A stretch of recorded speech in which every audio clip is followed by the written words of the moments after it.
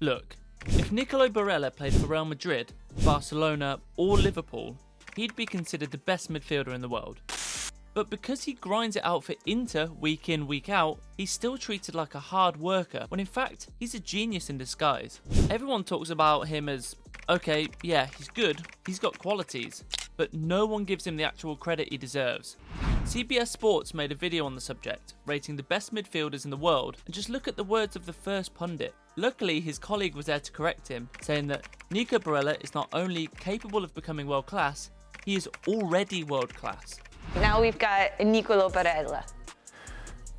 Yeah, Barella is becoming world class. I mean, Wow. he is world class. On top of all that, there's still the feeling that people think Barella is still in his early 20s, whereas he actually just turned 28 2 months ago. Yes, time flies, but Nico is getting better and better with every season. And he's achieved a lot to be considered just a decent player. He's won the Euros, the Serie A title, played in the Champions League final, and has the chance to play in another this season after Inter drew 3-3 with Barcelona in the semi-final first leg. By the time we upload this, you may well know who's playing at the Allianz Arena, but one thing's for sure, Nicolo Barella will be bossing the midfield as he always does. And that's one of his most special qualities, his consistency. Unlike other notable examples, which we'll talk about in a minute, Barella plays equally as good in a game against the last in Serie A, and then 3 days later, he'll go to Munich and run the show on a full-backed Allianz Arena against Bayern.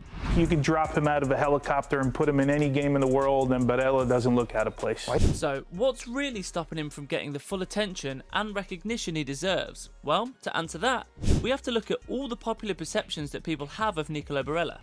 Listen, when fans or pundits talk about Barella, the first thing they mention is his work rate, the endless running, the pressing, the tackles. And while that's all true, it barely scratches the surface of what he brings to the pitch. In the 2024-25 season, Barella has been an all-round revelation for Inter, not only as a tireless worker, but also as a creative force. In all competitions, he's provided 8 assists, with 6 in Serie A and 2 in the Champions League, making him Inter's top assist provider this season, a feat which he shares with Fede Di Marco. And while those numbers don't look so impressive, they don't tell the whole story. In fact, Barella is 5th in Serie A in chances created this season, with 52 at the time of recording, but only has 6 league assists to his name. For comparison, Romelu Lukaku, who is barely in the top 40 for chances created, having created 31 chances, or 20 fewer than Barella, is the Serie A assist leader with 10. You know where I'm going with this, right? Raw statistics don't tell the whole truth about a player's ability, but it's not all about the numbers. Barella's vision and passing range are exceptional. He consistently delivers key passes that break down defensive lines and create scoring opportunities. His ability to read the game and make intelligent late runs into the box adds another dimension to Inter's attack. As we expected before the semi-final first leg, Inter punished Barcelona with those trademark long passes from Barella and Hakan Çalhanoğlu. The duo is exceptional, as Barca struggled to deal with those through balls. I mean, they conceded just 30 seconds into the game, after a long pass behind the defensive line. All in all, Barcelona's vulnerability in transition, combined with their poor positioning on dead ball situations and the midfield duo of Barella and Hakan, could be the key to Inter's eventual success in their encounter. Defensively, Barella is equally impressive. He's known for his aggressive pressing and his ability to win back possession, often launching counter-attacks with his interceptions. In fact, this is one of his biggest specialities. He loves to break up the opposition's attack and be the main man on the counter for Inter.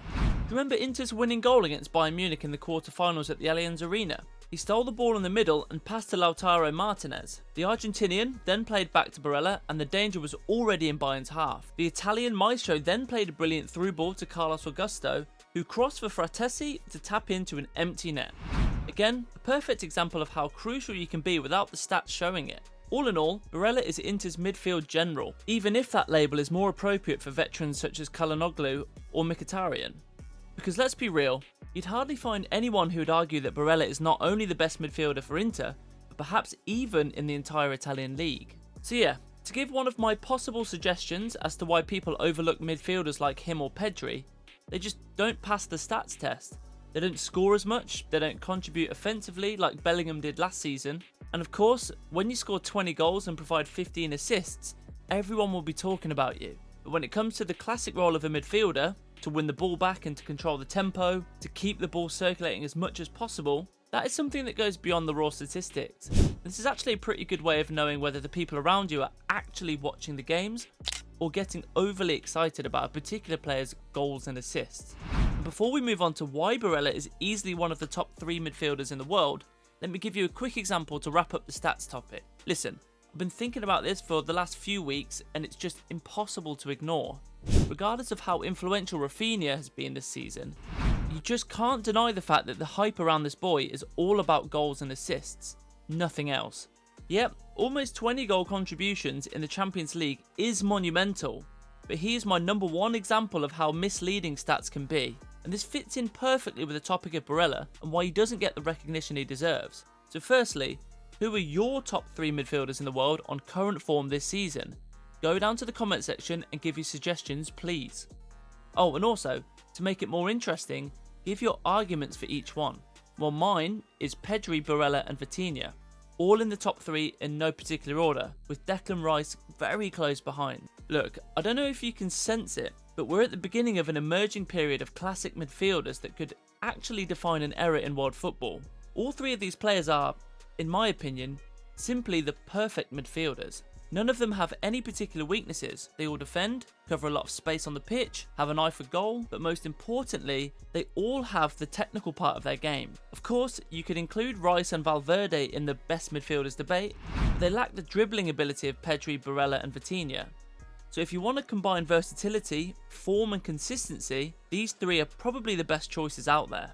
But still, even in their current form, Pedri, for example, gets a lot more hype than Barella. I mean, he was recently asked would he prefer to win the Ballon d'Or over the treble with Barcelona. So that suggests there is talk of him winning the most prestigious individual trophy. But why is Barella not part of the conversation? Well, in today's game, exposure to a particular league or team is the make or break for a player to get under the flashing lights. While Serie A is rich in history and talent, it doesn't command the same international attention as the Premier League or La Liga. And while Italian teams have been very successful in European club competitions in recent years, they still don't command the same respect as their English and Spanish counterparts. Of course, the other possible factor is relatively straightforward.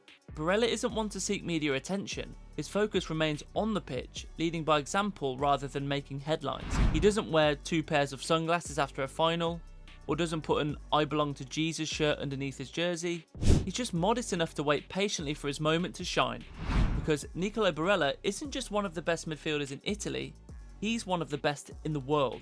So the next time you're talking about the Ballon d'Or shortlist, don't forget the number 23 who has done it all. Every game, for club and country.